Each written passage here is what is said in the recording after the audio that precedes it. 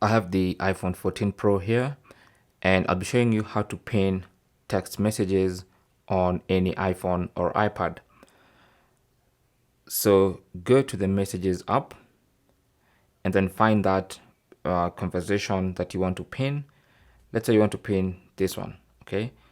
So what you need to do is long press on that message conversation, and from the menu, just tap on pin. And that conversation will be moved to the top of the screen. You can pin more than one conversation. So I can just, for instance, go ahead and also pin this conversation. Just long press and tap on pin, and it's going to be added to the top there. And let me even pin another one. So you can see all those conversations have been pinned to the top. So anytime I open my messages app, those conversations are always going to be right there at the top, pinned to the top of the conversations app.